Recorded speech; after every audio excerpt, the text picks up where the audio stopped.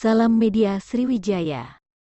Setelah kemarin, Dini Permatasari, yang kehilangan motornya, kali ini motor Beni, 35, pemilik kosnya yang hilang di dalam garasi rumah yang berada di Jalan Rukun 2 Kelurahan 14 Ulu Kecamatan Seberang Ulu 2 pada Kamis, tanggal 29 Desember tahun 2022 pada tengah malam.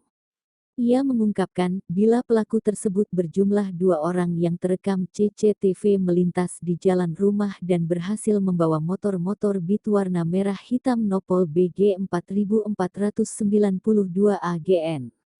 Posisi motor saya letakkan di teras rumah pas malam harinya. Nah, saat saya hendak pakai motor itu pagi-pagi lihat motor sudah tidak ada lagi di parkiran teras rumah saya. Terus gembok pagar rumah dirusak dan ditinggal pelaku di dekat pagar, ujarnya kepada wartawan, Rabu tanggal 4 Januari tahun 2023.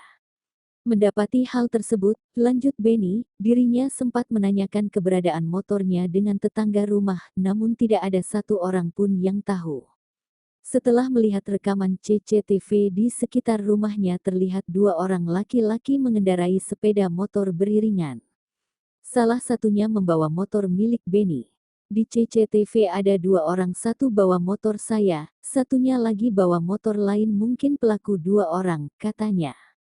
Sementara, Kasat Reskrim Polrestabes Palembang AKBP Haris Dinzah membenarkan adanya laporan korban. Laporan korban sudah kami terima, kami juga sudah melakukan olah TKP dan mengambil keterangan saksi-saksi di lapangan guna penyelidikan lebih lanjut, kata. Pakai helm juga. Apakah ini ada indikasi pelakunya sama, Kak? Mungkin satu komplotan. Oh, mungkin ya. Jarak kehilangan itu jauh apa gimana? Jarak waktu kehilangan, Kak? Dari yang ini? Oh, 2 hari. 2 hari cuma? 2 hari. Wow. Ya, dia 2 hari. 2 hari. Oh, mungkin karena... Aku kemarin lusonya, motor itu kan bedeng kita juga. Iya. Nah, motor dia itu beda kosannya itu pagi 2 hari setelah itu. Iya. Kamu motor apa hilang hari?